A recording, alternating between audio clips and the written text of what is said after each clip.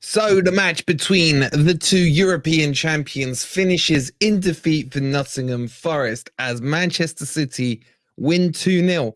But does that tell the whole story of the match? We're about to get into it. I'm Grumpy Old Reds.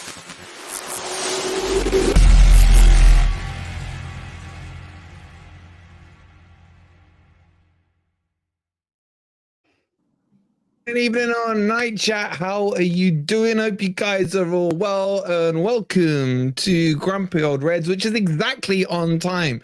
All the makeup's been done. Mavis has been around. The makeup lady sorted everyone out. We really do have that Grumpy Dino there. Hope you guys in the chat are doing well. We'll get into your comments as always, but coming up tonight, we're going to be talking about the player performances. Who stood out for you guys? Who didn't so much have a good game? We'll talk about, is Cooper right to tinker with the lineup and the formation so much? We'll cover that one off, and plenty of other stuff in between. So as always, if you're sitting there just chilling, chill for a second longer, hit that like button, subscribe to Forest Fan TV if you are new, and let's jump into this. And boys, excuse me, the voice. I want to jump straight into this. I think she forgot your Wolverine. What are you lot talking about? What are you lot talking about? Anyway, we'll say hi to everyone. I'll bring your comments up. Let's kick it off. I want to just start with the team sheet and the lineup. Because there's mixed reaction to it yesterday. And when you first saw the team sheet, how did you feel about it in terms of the setup and the lineup? Yeah, I was quite impressed, if I'm honest. Mainly because he brought in Dominguez and Sangare and Mangala in midfield. I thought that was a good, strong midfield. So I was quite pleased with that. The defence, I was surprised that Worrall was dropped. Pleasantly surprised. No offence to Joe Worrall, you know, but we have better players in that position. So I was quite pleased with the lineup. Yeah, that's all I can say really. I can't fault Seafood on that. Yeah, I mean, I thought Worrall was harshly treated there and putting in Aurier in his position, to be honest.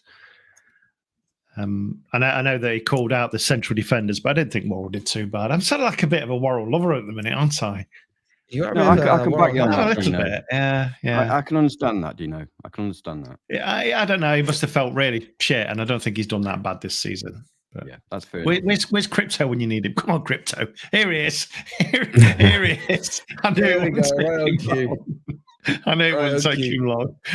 Okay, but it's a serious question to have, because a lot of people during the match in the watch along were saying Aurier shouldn't have started. When you ask them, well, who should have started, a lot weren't saying Worrall.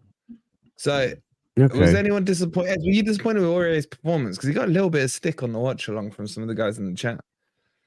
I didn't notice too much wrong from what he did, to be honest. It took me a few. So as soon as I saw the lineup, it took me a few seconds to figure out what he was doing with it. But I think it was quite clear that he was playing Aurier in that right centre back position in the back three. But I don't think he did too badly. I kind of agree with Dino without blowing Worrall's trumpet too much. I've always said, well, I have said this season, Worrall for me only works in the back three, and I wouldn't have had an issue with him playing on that right side of that centre back trio. So it was a little bit surprised, but I don't think Aurier did bad. I think he worked his position well. He didn't get too far forward. It wasn't an attacking role for him anyway. But I think he was disciplined in his role. The way they got through, mate, is they get through most teams. I didn't have an issue with Aurier's performance in particular, though, not at all. Well, you say that, as I'm going to take issue with you, because you don't leave Haaland unmarked in the box. Down that left-hand side, it was his side at the end of the day. And as Robbie's saying here, as a collective defense, we left the best striker in the world unmarked in the box, and that's inexcusable. And I've got to agree with Robbie there. So, you're saying not did bad, but that was a huge mistake for me. It was, but... Yeah, but you know what? Even if he was anywhere near him... Go on. No, I'm sorry, Ez. All I was going to say is it was, but Haaland does that to a lot of teams. For some reason, for such a massive guy, he often finds himself in a lot of space. It's just got to be his movement. And when we're thinking of criticising any of our defenders, it does matter who you're playing, and you are playing the best team in the world. That is an important factor. You know, they'll do that and far worse to a lot of teams. Yeah, but I get what Yeah. you're saying about Haaland, but it wasn't like this was a run, a ball in behind Haaland, jinxed in and out. This was a cross. I almost felt like Aurier was marking Bolly in that box. And then it turned around, I was like, oh shit, oh yeah, Haaland. Oh, he's good in the air. Bang, in it went. So I think there was a little naivety. I'm not saying Aurier had a bad game. I'm just picking on Ez, to be honest, really, because there is mistakes. Yeah, that's fine. That was a howler. I'm not. Yeah.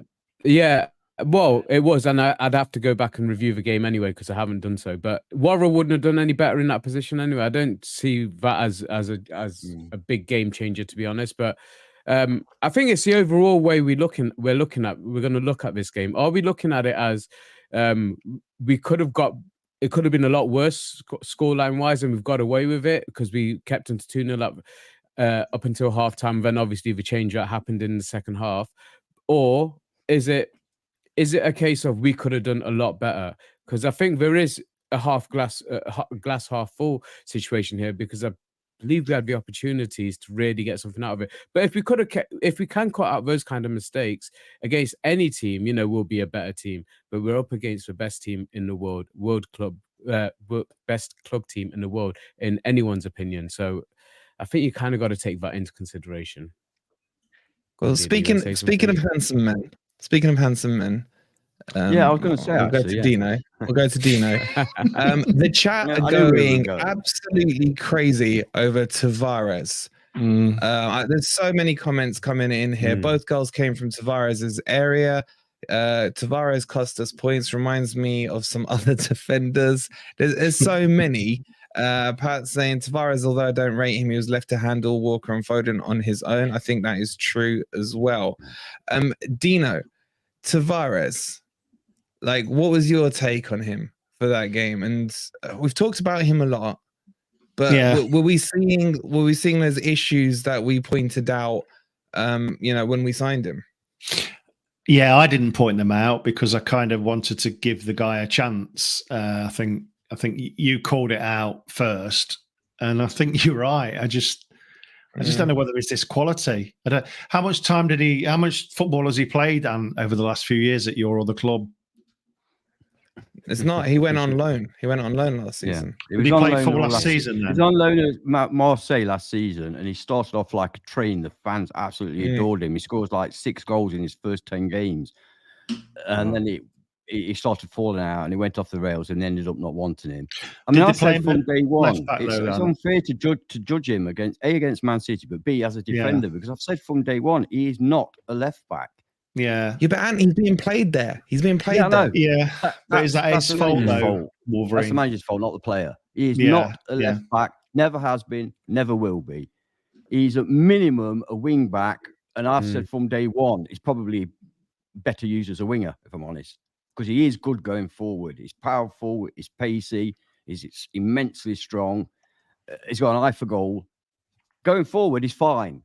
But going back, I said it's a liability. We must not play him as a left back, particularly. Yeah. Therefore, my answer is, if he's playing out of position, then we can't really judge him. If he's been, although I don't know, it's a different ball game in the Premier League. But you know, we saw Jack Colback drop to left back, didn't we, in the Championship? And I know it's different levels, as people like Sheffield United are seeing now. I just had to get that one in about Sheffield United, by the way. But yeah, I mean, I wouldn't play him at left back. Would it be better to put Nico out there? Or Nico disappeared, hasn't he? I mean, Russell's saying, what's happened to Williams? Yeah, and why did we ship, you know, the guy with no leg out on loan if we're struggling in that position? Richards. Yeah, look, I gotta take issue with you. You lot are saying he's not a left back. The problem is he was brought in as a left back slash left wing back. He was played at Arsenal as the left back slash left wing back. Yeah. So to say he's not a left back per se is incorrect, because that's what he's been brought in for. And just to back up what you said, Dino, the reason we got rid of Omar Richards, loaned him out, is because Tavares came in to replace it. I mean, we were saying we're so top heavy on goddamn fullbacks. Yeah, that everyone thought Serge was going to go once we brought in Montiel. You got Williams, you got what's his face, Tavares, Einar as well. So many that it's almost overkill. But do you know what I mean? It's like, yeah, I mean, he's not played much, has he? He came on last game at home against Burnley, and he obviously is injured now. I don't know if he's actually injured for the next few games, but he obviously came off against Manchester City, didn't he? So yeah, in a way, in a harsh way, it could be a blessing. So he's not had many minutes for us. So I'm still jury out for him. I think that's a respectable position to hold. It's like, I'm not writing him off completely, but he was the one when we signed him that I was like, But look at Einar playing on the left. He's a left back, write him off. Yeah, but what about Einar playing on the left? You know, Brilliant. He's I know he fantastic. can switch, but Brilliant. Einar's a completely different player. And I've just got to bring this up while we're on about Einar. I said he was better than Lodi, and you lot laughed at me. Now what do you say? No, we said not you're better than judging him Lodi. after one game. Okay. He's You not still better than laughed at Lodi. me. No matter what he does. He's still not better than Lodi. He's still Yeah, not- he he is. still has mistakes in him. But what I he's like way about better than Lodi. Einar, is his energy. His energy getting up and down that pitch, and he tends to be in the right position. He's never in front of the ball at the wrong time. Yeah. And he's versatile. I would say he's as good at left back as he is at right back for me. Yeah. But Yeah. he was brilliant yesterday as well, boys. There's a couple of mistakes, was but brilliant. overall, he's probably one He of the has been stand brilliant. out in the back five. Yeah. He has been brilliant. And you know what? It amazes me that the same people that scouted him scouted Tavares as a left back.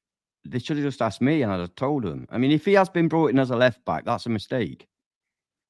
Did they not And yet ask they him? get someone like Einar that nobody'd ever heard of. Mm. Amazing. Yeah. Can I It was- also, sorry, can I also... So I'm not writing I must- Tavares off. That's what I'm saying. I'm not writing him off. That's fair Definitely enough. not. Yeah. No, that's fair enough. That's fair enough. Can I put out a personal thank you to Paul Lickingbottom and his Sheffield United team for taking away a record that's been nagging at my brain for many years, one that we didn't want that's now gone. Thank you very much. What a fantastic manager and team. Thank you. Wait. What record are you talking about? 8-1 at home. It's gone. Wait, Biggest home didn't defeat Man in the Premier U? League. Wait, didn't Man U beat Leicester 9-0 or something? I don't think it was at home, was it? Okay, you're going at home. Okay, fair enough. I don't like looking at that record at all. No, now it's gone. You know, it's God, 7-0. I was praying for Newcastle. Just one more. And when it went in, I was like, yes. Well, At you last. know what? Right. I went to Tesco's to get some after eights, and they're all sold out, mate. I love after eight. They've all gone. It really was. But yeah, Higginbottom, soon to be sacking bottom. I can't wait for it. It's gonna Okay, happen, isn't it? so I get your point, Dino. Oh, is he otherwise sorry. engaged? Yeah, sorry, it's okay. No, I was just gonna say I get your point because I think the approach you're getting is right. It's probably better than, or it's definitely better than the approach I'm taking on Tavares. Because moving on to the next player, everyone after Burnley was like, Montiel's crap, send him back. World Cup winner at what, freaking under fours, you know? And we did say after the Burnley match, just hold fire on him. It's been one match. You know what I mean? So I get your approach on it, Dino. And I think it is a mature, balanced approach, but me and mature, we don't mix. So let's talk about Montiel's performance. Let me come to you, Ant, on Montiel, because it was yin and yang, wasn't it? In terms of his Burnley performance to his... Absolutely a shocking difference in performance. I mean, he was so poor. And to give us our credit, none of us said, it's crap, get rid. We all said, let him, let's see. And wow, what a difference, both forward and backwards. He looked immense. He looked like a World Cup winner, if I dare say. You know what I mean? And being Argentinian, being Argentinian, he's got a little bit of dog in him as well. For a little guy, I was delighted for him and for us because, you know, we didn't want to have a dud on our hands for the rest of the season, did we? So very encouraged indeed. Let's hope he can keep those performances going. Let's hope that was the true reflection of his ability rather than the Burnley game. And I kind of think it must be, you know. I don't think even though Argentina have a lack of right backs, I don't think you get to the World Cup and win the World Cup if you're bad. You know what I mean? So yeah, very encouraging. I mean, Dino Crypto's saying he still can't defend, to be honest. I thought that run he did to catch up with, was it Foden? I think it was. That was a Was absolute fabulous class. tackle. Was absolute Fantastic. class. Yeah. I mean, he looks okay for me in defence. He does. He's going to be a bit Aurier-esque, isn't he, and get caught forward a bit more because he does like bombing on, which is perfect when you play a 3-back, but not so good when you play a 4-back. But talking about pace, did you see Aina outpaced? Was it Aina outpaced Walker? Yeah. Incredible. He's got some pace on him as well. Yeah, he did. He did. Yeah. So no, Montiel, I was pleased for him. It was a tough gig for him after he got kind of hauled off. He had a good 25 minutes today against Burnley, and then made a few mistakes. Got pretty much hauled off after half time, and then going into a team like Man City, yeah, I think he did quite well. So yeah, I've got high hopes for him. All new players, man. We've got a load of new players again, haven't we? That's the issue. Just a couple of quick random. Go on, one second. One sec. Harvey, like we'll do transfer windows in the transfer season, bro. And this one's for you, Ant. Could you ask Ant what his pronouns are? I'm a fucking bloke. Yeah. There you go. No, his pronouns are Arsenal Forest. Oh, piss off. In that order. Listen, people watch me today on Soccer Sunday, which they should have done because it was a brilliant show. They would have seen there was no favouritism when I was commenting on that match. When Tottenham scored, I went up just as much. Yeah. I hated it, but I went up just as much. Yeah, can I just point out a couple of people in the... why do people doubt me? A couple of people in the channel. Liverpool 9, Bournemouth 0. That was at Anfield. United 9, Ipswich 0. That was at Old Trafford. I'm talking about the home team being slaughtered, not the away team. Okay. So, okay, carry on with the point you were going to make, though. Were you still talking about Montiel? Who? I think we said it all, hadn't we? No, I've done my bit. We passed over to Dino. Okay. Oh my God. All right, let's get this back organized. Yeah, I'm pleased that he had a reasonable game. There's a few comments coming in the chat on Sangare, and we wouldn't be us if we didn't comment on this. Red Dog saying, how poor was Sangare? Again, bit worried about that one, to be honest. Dino, you getting at all worried about Sangare? Is it early days? Yeah, a tiny bit, but he's the guy's class. I just think that give him a bit more time, and hopefully his class will show through. But people have signed before with class and not done it, have they? Not just at Forest, but at other clubs. So we'll wait and see. It's down to him, man. It's nothing we can do. It's down to him. He's got to step up his game. He looks a yard off, to be honest. A yard off the pace. He's late into the tackle. I don't know. But he's done some good things. But he's certainly not hit. You know, when Felipe first came and graced the City ground for the first time, it was brilliant straight off the bat. And it's been brilliant ever since. And we've not got that yet in Sangare. I know it's early again. And I'm not going to judge him on 2 games, but he does need to step up a bit. Well, let me ask you this on this, Ant, because I agree with what Emma's saying here. He doesn't look interested. And that's more worrying than being off form for me. I don't know if you agree with what Emma's saying there, but what are your thoughts on that? I agree. I absolutely agree that he does look disinterested. And you mentioned it to me immediately after the match that you're concerned that he doesn't look interested.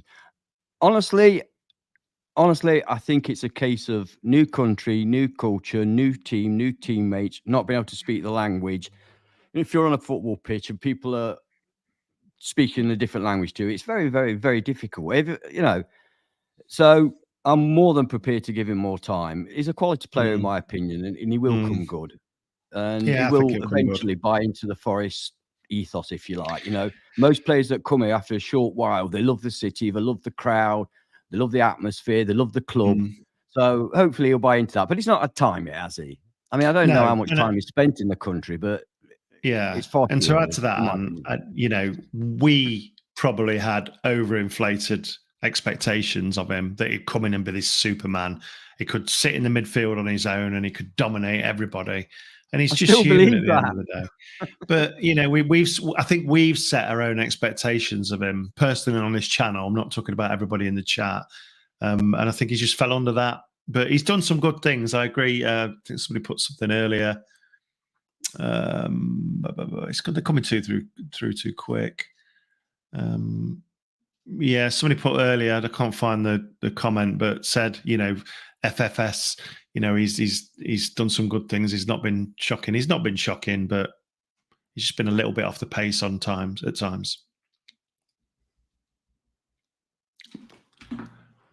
I am a mime. I am a mime. Hang on, Dino's lost it. I'm saying it's not about the performance I'm talking about. I'm just slightly concerned about the attitude. Yeah, you know, and that's worrying because I'm still fully behind him. He's my boy, man. He's gonna come good, but there's not that bite and desire that I've seen of him in the PSV matches and everything like that. That's the worry for me. It's not about you can come in and out of form. That's natural for a football player, but it's your application needs to be the same. Doesn't matter if you come from a new country or not. Don't speak the language, whatever. Football is a universal language on the pitch, in my opinion. And it's the application for me. I think his application's okay. I just think he's a bit off the pace. And I don't think there's anything. He's not like lazing around the pitch, is he? He's all over the pitch. He's all over the pitch. He's just. And Acid is spot on. He did say that when he met him, as you guys know, we were involved in the end bit of the signing. And he goes, when he came onto the show, and he did feel that it was a bit like, yeah, whatever, you know. And that's the thing. And I kind of blame Acid for it. He's put that seed of doubt in the back of my mind. Cool. Come on, man. Give him time. He's played a couple of games. Give Acid time.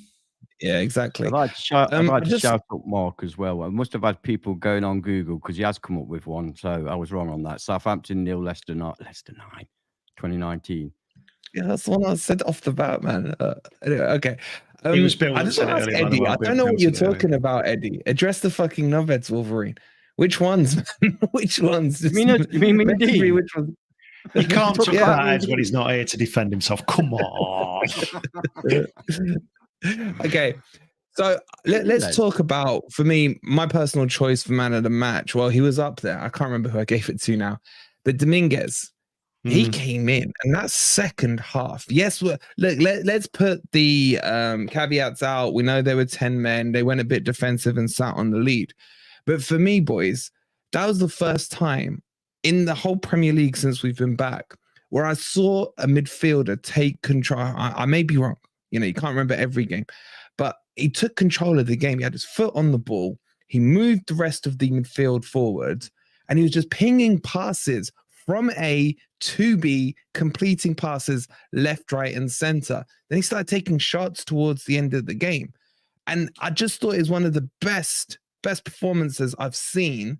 Okay, it was 45 minutes, and yet against 10 men. But Ant, were you impressed with what you saw? Wow.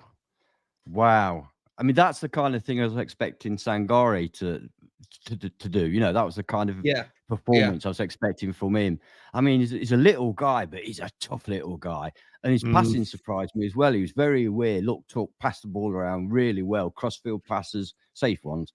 You know, absolutely impressed. Man of the match, in my opinion, particularly as it's against Manchester City, who's even without Rodri, their midfield's not bad. You know, I mean, you might laugh at Calvin Phillips. The guy cost 50 million quid. You know what I mean? So, yeah, absolutely impressed. I'm really excited. More looking forward to his performance and probably his next performance than any other player. I want to see if this is real, because if it is, once Sangare gets up to speed, what a midfield we're going to have. Absolutely superb. Everybody must have been impressed and maybe a little surprised at the quality of that guy. I don't think he put a foot wrong. I cannot remember him putting a foot wrong. And like I say, he's so tenacious. Another little Argentinian guy. Honestly, bring him on. Brazilians, Argentinians, let's have them. Welcome back, Ez. Hiya, mate. Sorry. I've moved into the villa. Yeah, I've been playing Okie Kokie with this hokey cokey, should I say, with his bloody internet connection. But yeah, I think I'm all right now. But yeah, I think I caught the end of Dominguez appraisal. Yeah, go on. Well, let's have your take on that. Yeah. Well, first, I think your score was a little bit high on the player ratings. I caught the end of it, and I think you gave him a 9, didn't you? Which I thought was a little high, Good. but I was really, I gotta say, I was impressed. Really impressed with his debut. You think that was too high, Ed? You think that was too high? Yeah, a little bit. What would you score Dominguez? What out of 10? What Yeah, would but you this have is given him? Yeah, the thing is, what he's saying is, what he's trying to say is, you've sold your MGW glasses now on eBay, and you're looking for some new glasses, and I think it's Dominguez glasses, correct? I would have gone. I would have gone with an 8. I would have gone an 8 out of 10. But I thought it was a really. 8. I mean, on the debut, how can you argue with an 8 out of 10? I freshen up anymore. I can't freshen up anymore. Doesn't the fact it's a debut bump it up a little bit? No. I think for a debut, you want to just have a solid. You want to just have a solid performance, and he had better than a solid performance. So a 7 out of 10 would have been a good debut performance, but he did better. I thought he was progressive with his passes. I thought he tried to get us on the front foot, and especially in that second half when we had the possession that we've never had in the Premier League in any games whatsoever. He did really well. I felt like. I don't know if you guys have spoken about Sangare yet, but I thought Sangare wasn't again. Sangare was off his game. Still, he's still not settled in just yet. But when them two, and I think this is what Ant said right at the end, when them two do link together, because I'll be happy with playing a 2-man midfield if it's as on form Sangare and a Dominguez. Once that happens, I'll be more than happy with that pairing. So yeah, give Sangare a bit more time, but Dominguez has done really well from the beginning. Yeah, I would agree with that. If we're arguing between what is an 8 and a 9 away at Man City for somebody who's made his debut, then there's not a lot wrong, is there really? I thought he had a cracking game. He was the 9. He was the 9. I thought he had a cracking game. He did have. He was the 9. Yeah. Okay, tell me. I'm going to put you all on the spot. Tell me a midfield. I'm asking for one half, a performance that strong in the midfield, and I'll even let you pick lesser opposition than Man City, where we've had a midfielder over the last 12 months or whatever who has controlled a midfield the way Dominguez did in that second half. And if you can't come up with one, then explain to me why he's not a 9. A Forest midfield, yeah, or anybody. Forest. Okay, all right. That's fair enough. No, then. I thought it was Freuler all season last year. I'm joking. I'm just ghosting you. Come on. No, there's certainly been no midfielder that's had a performance like that for Nottingham Forest, but still doesn't make it a 9. That doesn't make it qualify as a 9. Yeah, let's move on. Let's move on. Yeah. Absolutely. I think Crypto's gone on to Montiel as his next agenda, but I'll go with Dominguez. No, I thought Dominguez was fantastic, mate. As debuts go, was as good as we could have expected without a goal or an assist to reward him for. That would have got him a 9, may have got him a 10, but an 8 for me. I'll stick by it. Yeah, but again, I'll just clarify. I'm not now saying he's the next Zidane. Yeah. I'm just saying, based on the performance I saw yesterday, was the best performance I've seen from a midfielder in the last 12 months. Agreed. But what would be okay, so what does he need to do to get a 10 then? Because that's only one obviously point score more. A goal, blood. Okay, so but what if he scores a hat trick? You're going to give him more. You can't give him more than a 10, can you? So it's just you don't leave him enough. You don't leave him enough space to grow, mate. Giving him the only reason I gave him a 9 is because I will never give a player 10 because 10 is impossible. It's perfect. Nobody can be perfect. So he's as close to perfect as you could get with it. You agree with me? No, I'll pull it. I'll go back through I'll go back through all the watch-alongs and see how many 10s you gave last year. Let's move on to MGW. Okay, let's move on and wake up. Let's save the name calling on him. But yeah, I get what you're saying. But yeah, let's talk about MG Dub. Go on, Dino. Kick us off in MG Dub. Look, let me just put a little prelude in this. We did the video on Tuesday, I think it was, on MG Dub, looking at his stats, looking if there is, where can he improve really? A lot of people took it the right way. There were the few people, as Eddie says, the Twitter mob, they can say what they want. Keep watching. Hi, guys. But the point we were making on that video, well, I can't say it for you guys because I did the video, but my point I was making was I don't think he's had the impact so far. It's early doors this season, but the impact he was having towards the end of last season, he was very influential in those last few games, especially at the season. For me, I don't think he's fully rested. I'm not saying he's not fully fit. I don't think he's fully rested. I agree. But my bigger concern right now, I'm worried about his ego. I think he's come back from that England thing just a notch higher than he needs to be, in my opinion. But what's your take on it, Dino? I don't think he needs a rest. I think he's full of energy. He's not certainly not gassing. I know Emma's also agreed with you in the chat there that he needs a rest. I think a rest would be good for him, just to sit him out, just to make him contemplate what he needs to do next to get better. Ant and I sort of agreed on this on the last stream where we talked about he seems a bit frantic. A player of his skill level should feel like he's got more time on the ball, but he wears that frown all the time on his head, doesn't he? You could strike a match on. You could strike a match on that frown. Whether he's happy or sad, he's got that frown, and he always looks like almost like he's too pumped up every game, and he ends up running around like a blue arse fly half the time for me, when he should be going, right, I'm a number 10. I need to find space, lots of space, and I need to be creative. Now, I like MGW, but he does frustrate me as well. But if we're going to pure stats as a number 10, and this is what I'm going to start measuring him on now, whether I love him or not, is he's played 6 games, no goals, 1 assist as a number 10. And that, I'm sorry, is not good enough in the Premier League. Not good enough. So that's all I'll say on him is he needs to get his stats. 2 assists, isn't it? Huh? It's 2 assists, isn't it? Sorry to interrupt you. He got a flicked on header for the Man U corner.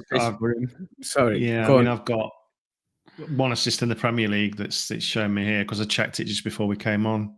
So didn't he get the flick on for a 1-0 for the first goal against Man U? And like, see if I know anybody in the chat beforehand, but it still counts. His same 1 assist in the Premier League. No, I don't think that counts. I don't know if that counts as an assist, mate. Sorry, you can bet your life if he gets an assist, it'll be a flick on. But he's got a lot of talent. He's got a lot of talent, but whether he's using that talent effectively, I don't think so. I think he just needs to. One of the coaches just needs to pull him aside and just say, "Look, you've got so much to offer, but you're not hitting the stats you should be hitting in your position, and this is what you need to do to fix it. You need to slow your game down. You need to spend more time rather than flying about the pitch, finding space." And actually picking out good passes rather than trying to. I mean, his flicks and tricks stopped against Manchester City, it seems, which is one good thing. But he's got such a good footballing brain. But he's another one for me that doesn't look up enough. He doesn't look around when the ball's coming to him. His awareness. I don't know. He's just. Can we be honest? Something's just not right to me. But I think it's a small tweak that will make him a great player again. Go on. He's never been a great player. Okay, which will make him a great player for us. I mean, if I'm we're not honest, measuring him against Odegaard or anybody like that, But they're the people that he should be looking at, saying, "I need to be as good as these guys." Yeah, well, I can look at Diego Maradona. Well, not now, obviously, but I can look at him as long as I like. I'd never be as good as he was. I'm better than him now. Just don't take any pictures of him. Yeah. Sorry, carry on.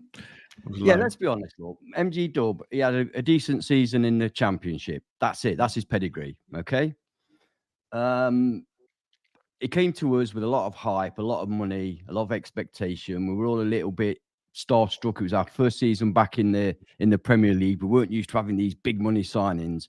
If he'd have come up through the academy, there's no way on God's green earth that guy would be playing the football he's playing, the amount of football he's playing. No way. Because he's been dreadful for a long, long time. This season and last season. I've been complaining about it for quite a while now. I don't hate the guy. I want him to be the next Maradona, the next Messi. I don't think he will be because I don't think he's good enough. I'm sorry. I've seen a year and a half of him. Well, a year and a little bit of him now. I've seen enough. He ain't going to do it. He's not that man. And I hear the radio stations, the TV stations all saying he's going to get an England call up. He may well do because look at the manager is. And I'm thinking, why? What are you seeing? I am not seeing what you're seeing. I'm seeing a guy that constantly loses control of the ball, gives the ball away, has no impact on games, has no statistical backing. Sometimes a player can look poor, but his stats are great. There's nothing. And the only reason we bang on about him is because it's MG Dub. Because he's a big signing, a big name player. Not from what we are seeing on that pitch. And let's just compare him to a player that you watched this afternoon, Maddison, playing for Spurs. And that's the position that he's going for. How far away is he from Maddison? Because it's night and day for me. He's as far away from Maddison as I am away from him. He's massively overhyped. I'm saying I've said he's Cooper's number one, but Cooper needs to find a way. And I think this is where I was going to go with my his changing around. I think he's looking for formations where he can leave MG Dub out of it. And right now, he's a shoo-in. I think he needs a break away from the team. Whether call it a rest, call it what you want. It's not match fitness. Let's call it dropping him. Because he's not playing well enough. Yeah. If you want to call it, if you want to be black and white about it, we don't need to. We don't need to tread on eggshells here. Yeah, drop him. Yeah, drop him for a couple of games. Madison is way better. Way better. Let him go. He puts in equal amount of energy, but he's got a football brain. Yes, that's a different animal, mate. Different animal, Madison.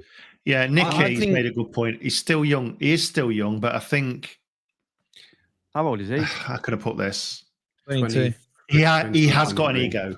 We know that he has got an ego.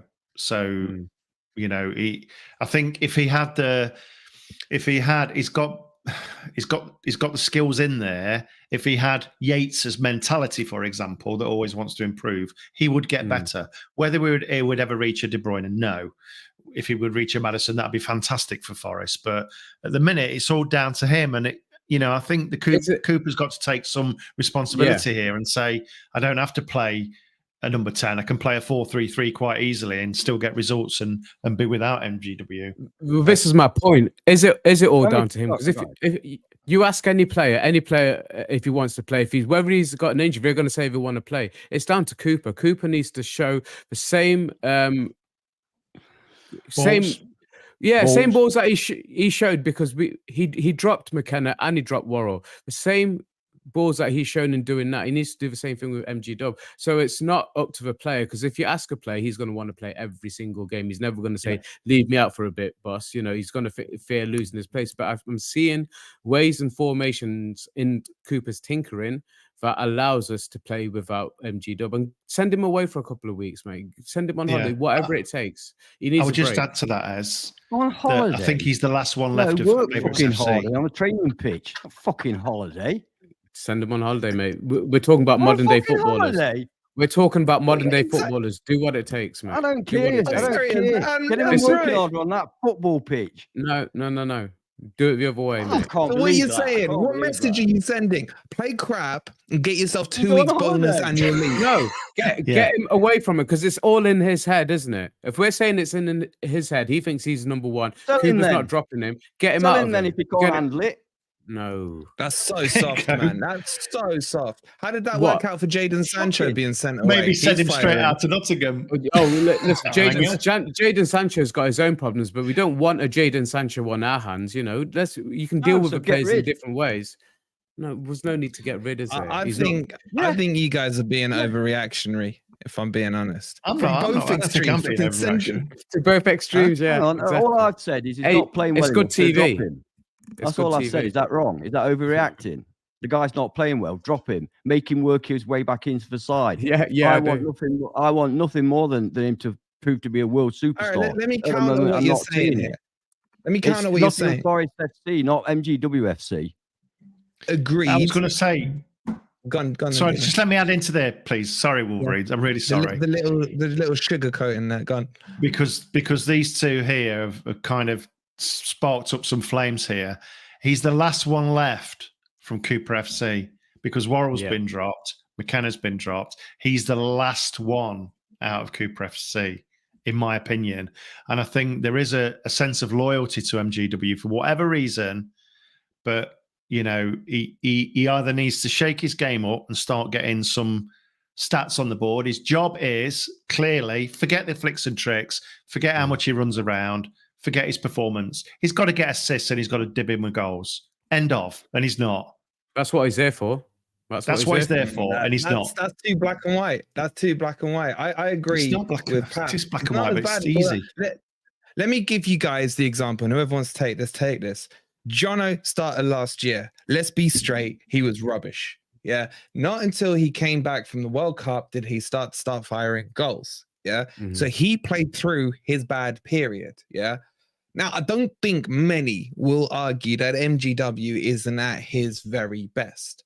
Is it better to crush him and take him out?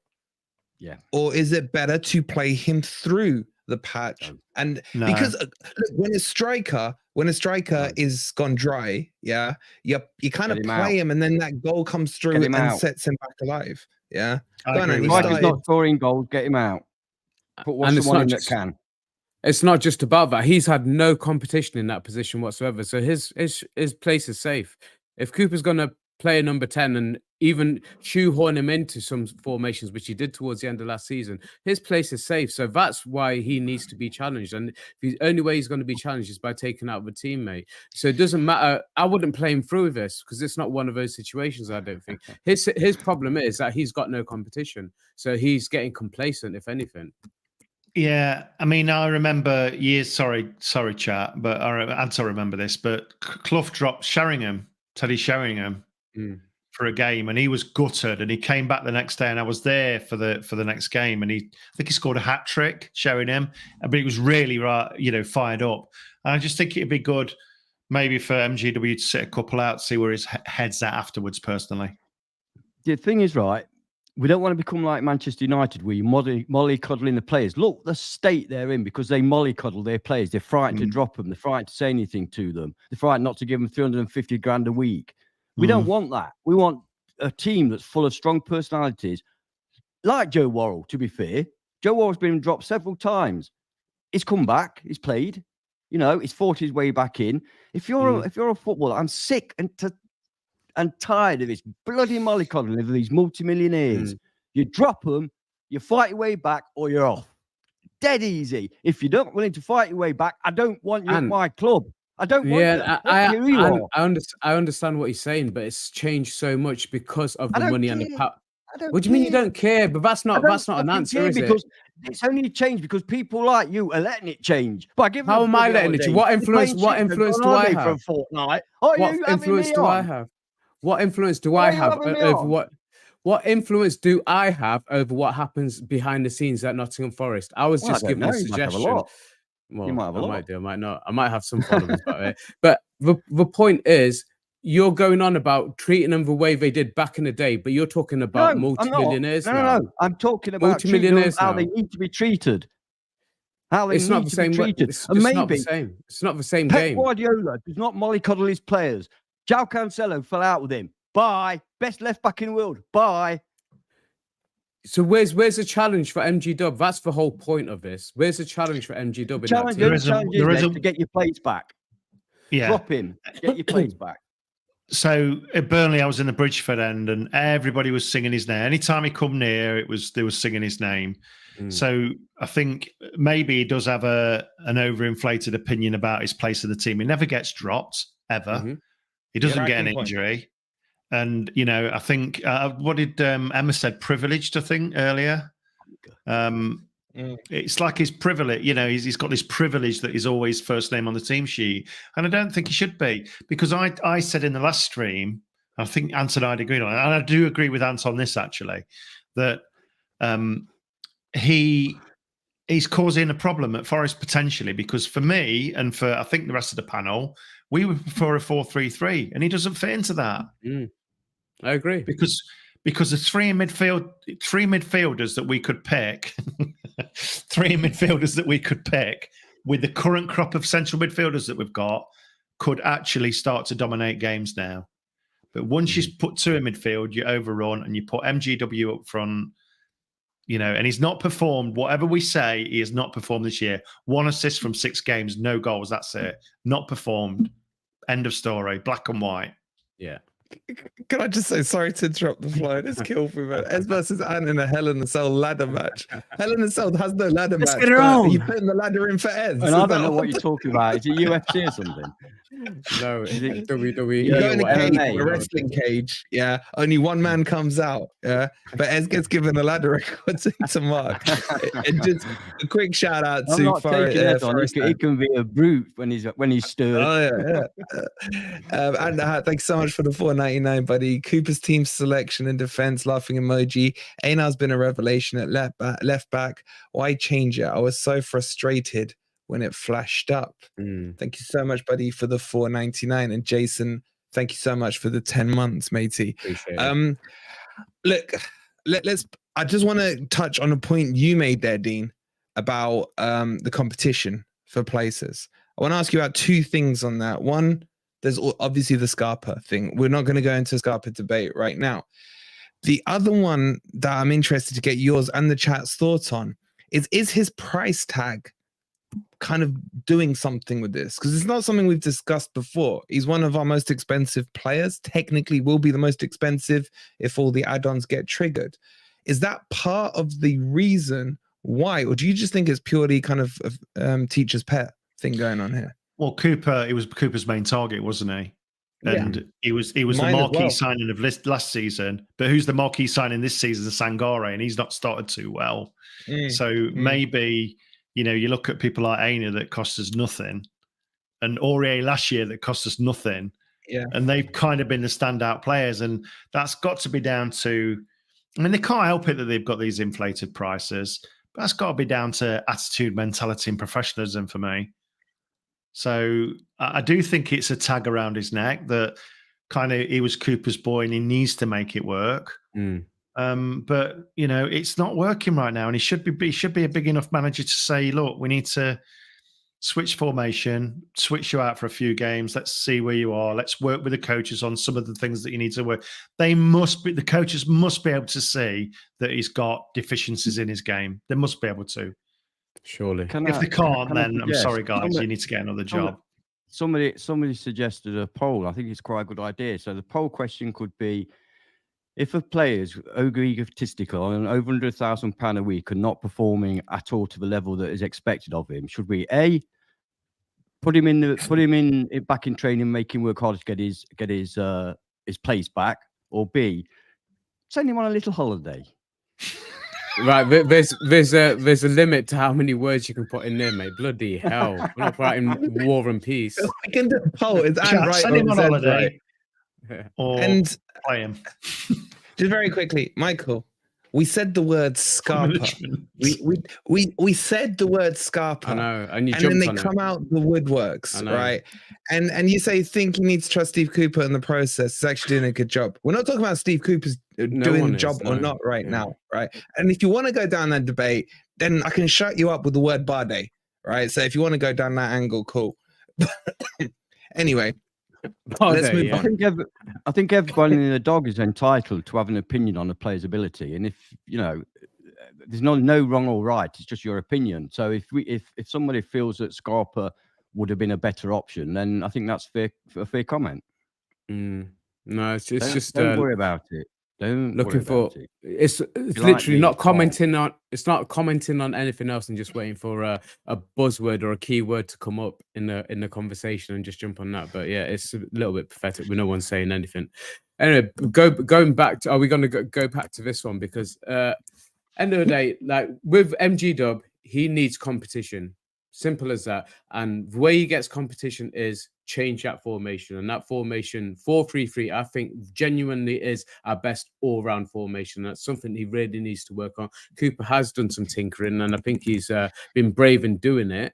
He's done it in the right games as far as I'm concerned. And I think it's a time that we gave this 4-3-3 a chance and rest him, do whatever you want with him, chuck him back in training. I don't think his training's a problem. I don't think it's anything like that. I just think he needs time out of the team. But let's push his 4-3-3 and give MG Dub some time out of the team.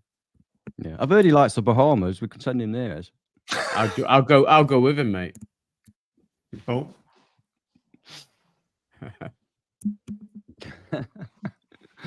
Okay, Listen, let's move on guys, from we're MGW. just having a chat. He's- We're just having Yeah. a So chat. It's you professional lot I that- keep today. coughing. I have to mute it. I don't want to ruin the sounds. It's you lot. It's you Again, lot another that comment are here. listening on our private conversations. We're just having a chat. Why Oh, we're we are mid-table? live. Why are you complaining about any of the players? Again, if you're stupid enough to think it's complaining, then don't watch. We're Yeah, going through the no way. performances We're having a of each of discussion, the yeah. players. That's It's a stupid discussion. comment that You was. don't need to Yeah. watch. No one's got a gun to your head. You can fuck off if you want, or you can watch. Choice is up to yours. But understand the show for what it is. Okay, let's move on to the next section. And the next section is we'll kick it off with Ez. Is Cooper right to tinker with the lineups and the formation? Ez, I had no idea what you was going with here, but go on, kick us off. And I'm going to cough again. Be right back. Yeah, sure. Well, we've seen 3 different formations and 3 different lineups in the last few games. Is he turning into Ranieri the Tinkerman? And is it working? Obviously, we didn't get results in the last 2 games we would have liked to have got, but I think he's been brave, to be honest, to do what he's done. And some of the players that have been dropped that we've kind of asked for, it's starting to happen. So I don't know. I can't be too critical of him trying things out. And I think, you know what, we'd all say coming away from 2-0 defeat from Man City, you would have taken that. And the second half performance to go along with that, I've seen lots of good signs in short spells in the last 2 games. The first half an hour against Burnley, the second half, much of the second half against Man City yesterday, where I've seen different formations, players deployed in different roles, and I've liked some of the results. So is he right to do it is my question. And or are you ready for him to settle on a formation and settle on a style of play? I'm going to throw that over to Dino first, mate. It wasn't a surprise that he went defensive in the first half against Man City. I think we all expected that. And we're all quite excited that some people were getting their, debuts. But look how different we looked when we played more of a 4-3-3 or 4-2-3-1. Yeah. I mean, in the end, it was bringing on so many attackers and taking off so many defenders. Yeah. I did think that Pep kind of let us back in a bit. I think after going down to 10 men, losing Rodri, he almost went too defensive almost and invited us on. And we had fantastic possessions that second half. At one point, I saw we were like 71% possession. But for me, there was a 5-minute phase, Dino, where it was 90%. 90%, yeah. But for me, you look back at that and think we could have got something out of that game still in the second half if we'd have that final ball. But why didn't we try that at the start? And I think we all said on the last stream, let's just go for it. We avoided saying free hit, but a 4-3-3 away, it might have made more of a game of it. So he obviously left it too late to change, I think. I'm not criticising him because there's something on the subs rule. Could we not have changed it just before half-time or half-time? But you go 2-0 down fairly early and you want to change it then for me rather than stick to something that's not working. Yeah, I think this is right, isn't it? And you might know, you can make a sub at half-time and it doesn't come off your pre-allotted substitution periods. No, I don't think you can. Otherwise, you could change the entire team. Can anybody send a chat? But just going back to what I don't think so. Just going back to what I was saying. Mm-hmm. I would stick a 4-3-3 in for the next 5 matches personally. Home and away, whoever we're playing at, I would just do that because you said earlier, we'd have taken it. I don't want to take a 2-0 loss at Man City. What's the point? You've got to go there with some belief that you're going to get something out of it. Otherwise, what's the point?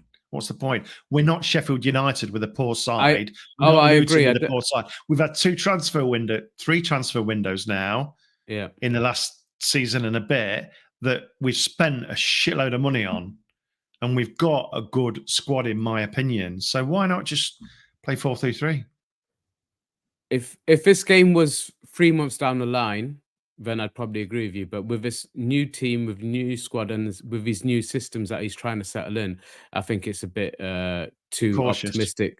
Yeah, too optimistic to think that we would have come away with anything from Man City. But this game happened 3 months down the line, I'd be a lot more optimistic that we could at least get a point from there. But Anne, what did you think of his tinkering of the last few games? Is it about time he settles on a formation? No, I think we're very early in the season. We've got a hell of a lot of new players to incorporate. So you have to try different things. I don't have an issue with that. And I also believe that it's horses for courses. If you're playing a Man City away, it does make sense to play more defensively than if you're playing Sheffield United at home, for example. I'm quite pleased with the way things are going. The game itself, look, let's be absolutely honest. Man City absolutely dominated the first half. You know, we weren't really in it. Second half, Rodri gets sent off shortly in front at the beginning of the second half. And Pep, this is what surprised me, because if I'm honest with you, if you said to me Forest to play in Man City without Rodri, with 10 men, I'd still put money on Man City to win, because their players are amongst the world's best players. So it surprised me that when Rodri was sent off, that Pep did go defensive. That really surprised me. And I thought to myself, the only reason I can understand that is if he's thinking further down the line, when we're in the Champions League playing Real Madrid or Liverpool or whoever, we might face a situation where we lose a Rodri. That's what I was thinking. And we will need to be defensive. So let's just practice against these. May as well practice, you know. And maybe if we'd have scored, they would have, because I've seen it before with City, they would have just turned it up, gone up the other end and scored another goal and then gone back defensive again. So I'm kind of thinking, that sounds awful, I know, and I may be wrong, but it was a bit of a training exercise for Man City.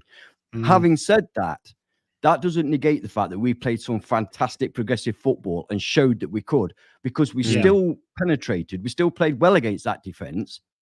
So, you know, playing against a weaker defence, I think we would have scored some goals, had more joy. So I was really encouraged by it. So just another one to throw into the mix then. So we got 2 more games before the next international break, and that's Brentford at home and Palace away. How would, I mean, both winnable games, we'd agree, right? Yeah. So how would you, For me, how would you like to see 4-3-3 in both? 4-3-3 in both. I totally agree with you. Chop MGW.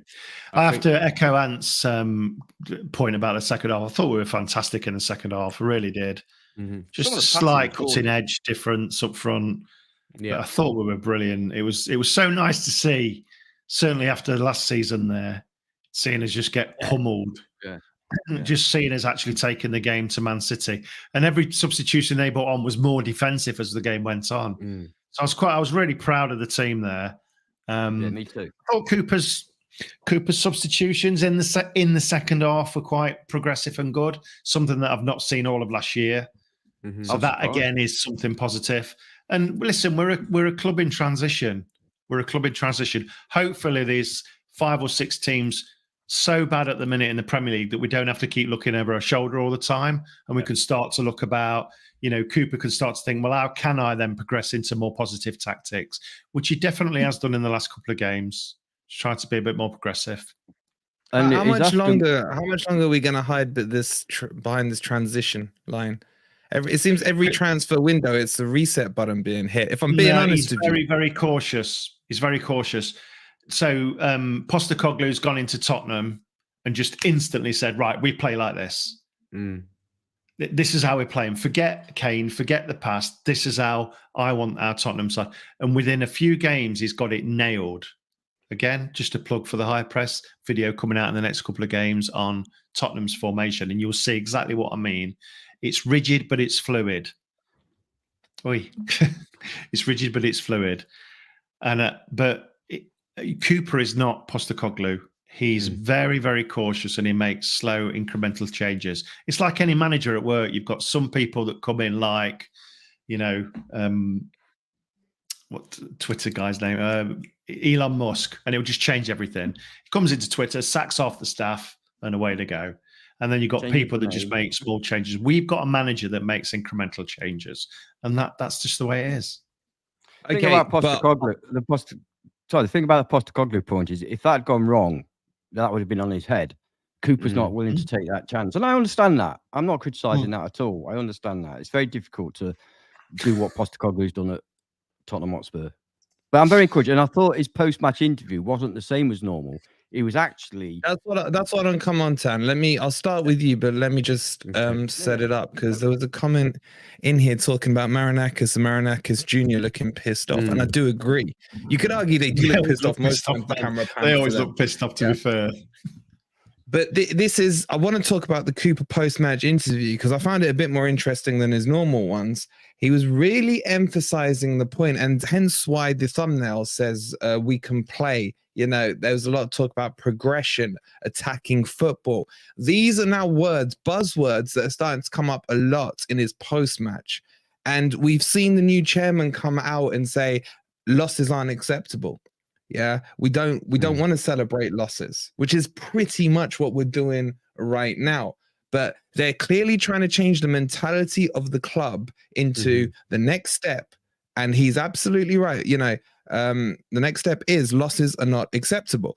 So, but Man City, obviously, in its own different bracket.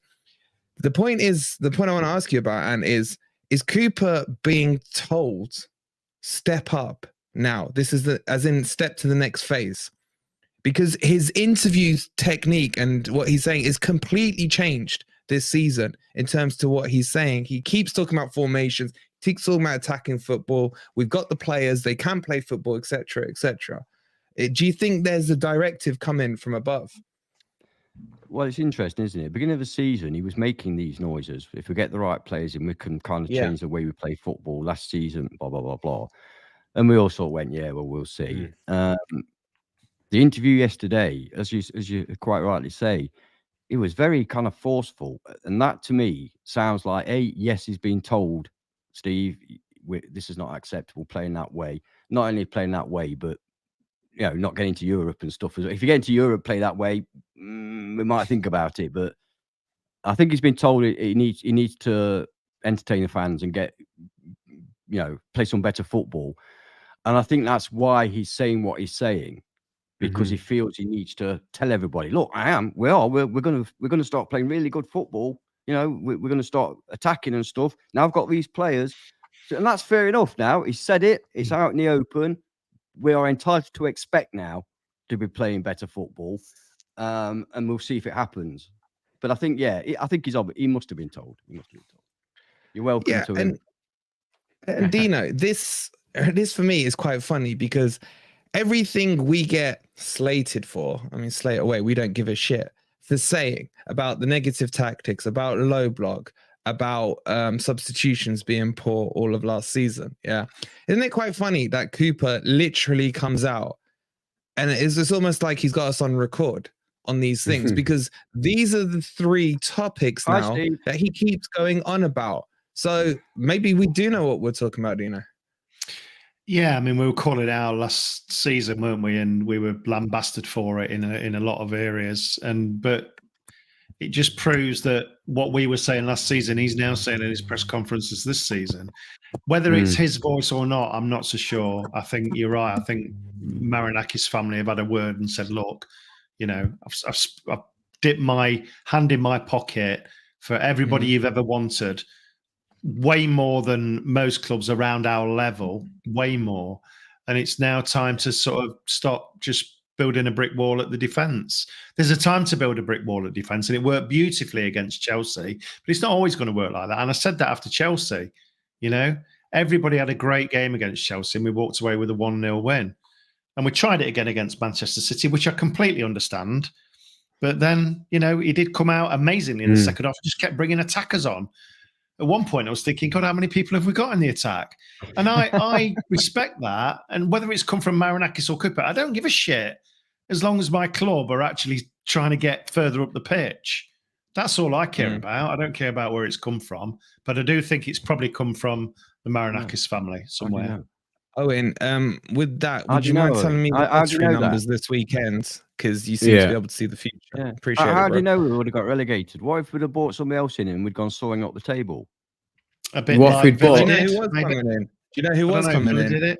Yeah, Postecoglou. So, yeah, what if we bought Postecoglou in? Lottery numbers would be fantastic. It's a moot point. I think he's got. Do you know what it is?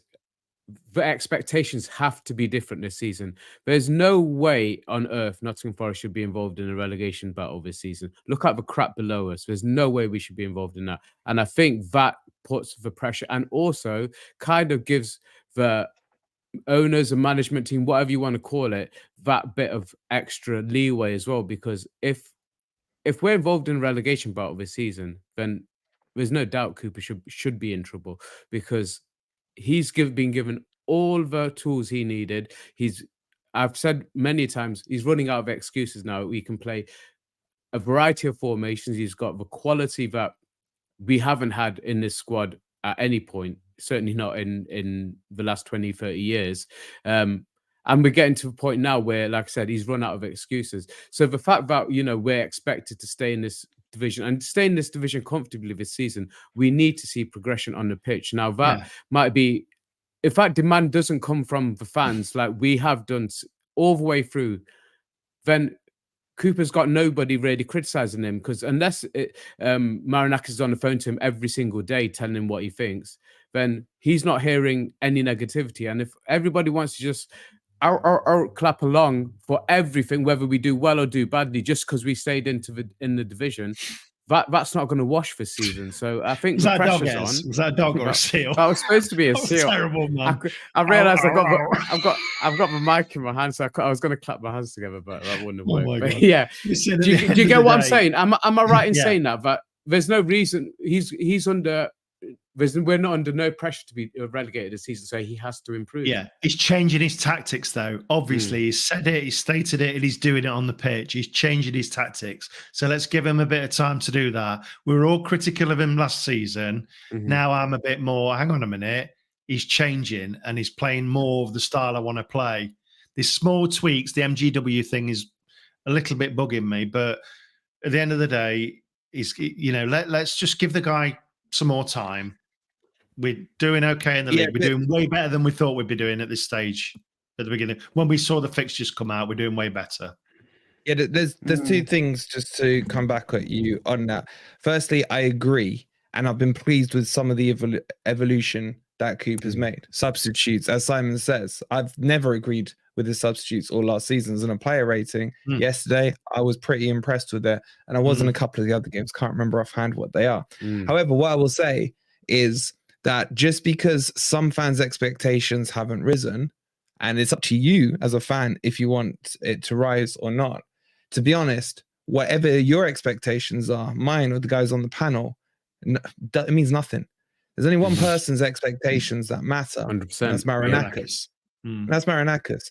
And anyone who doesn't believe that Marinakis' ambitions is European football, higher up the league, I'm not saying all of this in one jump, but I guarantee you, he doesn't put 250 million in the last, just 14 months to expect us to be in a relegation battle. So although I think Cooper is better this season than he is last season, and you'd naturally expect that, I would say he will be under more severe pressure this season than he was last season. If you remember this time last year, we went 7 in a row, L's. Yeah. I think if he floats around 3 or 4, Marinakis will start to have some serious conversations. So it's a lot harder this year is the point I'm making, in terms of he's got to be on it, because there are managers available. Marinakis won't hesitate this year. Yes, you can argue, should he or should he have not gone last year? That's a whole debate. That's gone. Yeah. That's gone. But what I'm saying is there is evolution, and I'm very pleased with some of the forward signs he's made. But I think the fan base need to understand that this is the Premier League. The Premier League is not like the Championship. It's cutthroat. Higginbottom held 8 today in a team that's going to be fighting a relegation battle. If he's still in charge tomorrow, I think most of the footballing world will be shocked. Yeah. Look at Company at Burnley. Look at Company. He must be thinking, what the hell is this league? Poch. They're calling for his head. Fat Poch, 6 games in, they're calling for his head, and he's fresh into the job. Yeah. What are you laughing at? Podgy Poch. Guys, listen, chat, please. Pochettino. There was so few people in our watch along today. It was so much fun. You must got to watch it back. Please try and come next week, because it was so much fun. We do have a laugh, and it is pretty spiky, isn't it? And very exciting. Please, even if you watch the football in the background, please put us on.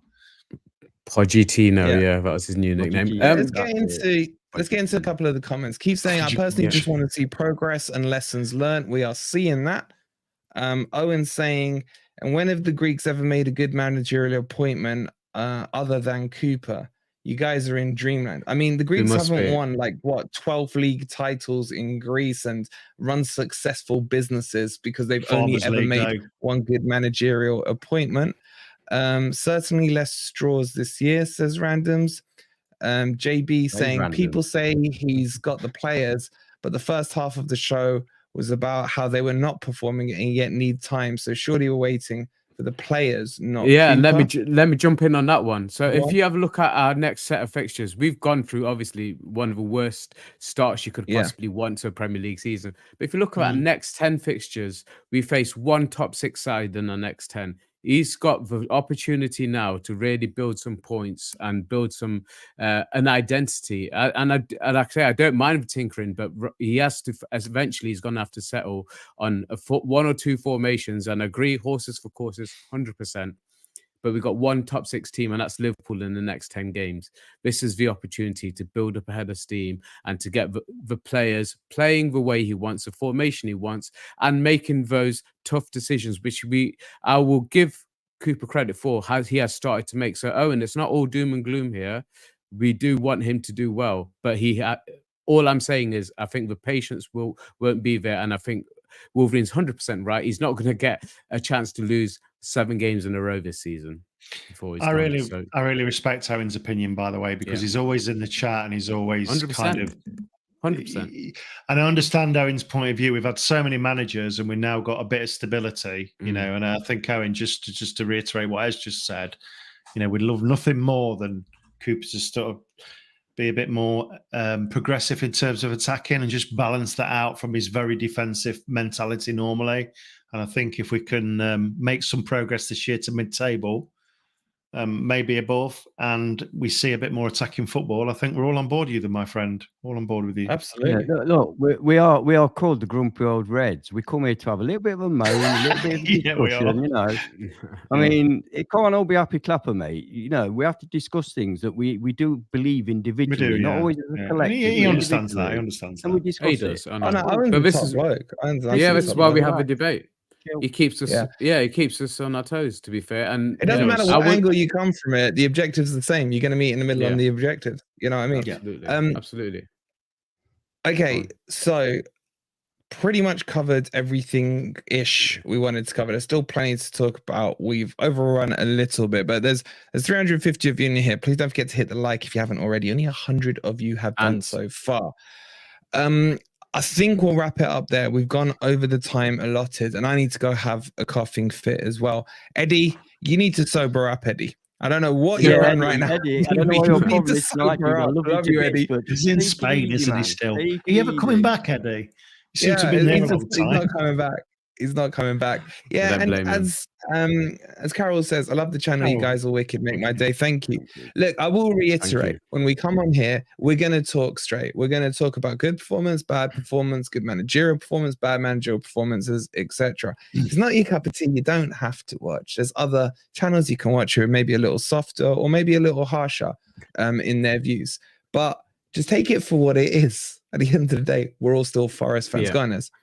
No, I was going to say, and if you are here from, you know, just don't be scared to have a comment. We will bring it up and we will discuss it, you know, but don't be shy to be here and have an alternative opinion, because we do pay attention. We might not agree with you, and we'll tell you why we'll tell you why we don't agree with you. We won't just say dismiss your comments, you know. So it's about being constructive, and also, guys, just have your opinion. Don't be scared to have your opinion, please. Exactly. Correct. You're all entitled to it, and the platform here is to give it to you.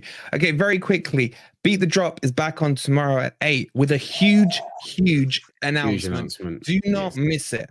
It's like next level. Okay, so that'll be on at 8 o'clock. There'll be an analysis video, I think, tomorrow. I think Dino's got a video coming out on the High Press, so make sure you go and subscribe to the High Press, ! THP in the chat will get you there. And of course, FFTV Premier League for all at the moment, all your FPL tips, and there's been a few good ones apparently. Oh yes, I've had a good week. But yeah, I was going to say, I mean, whoever's in the chat and who plays FPL, if you haven't come over to the other channel, just stick your thumbs up in the chat, because what I want to do is one of our FPL shows on the FFTV channel, just to get you guys involved and then give you a little teaser of what we got going on fantasy. Well, it will be the FPL channel soon, but the FFTV Premier League channel. Right.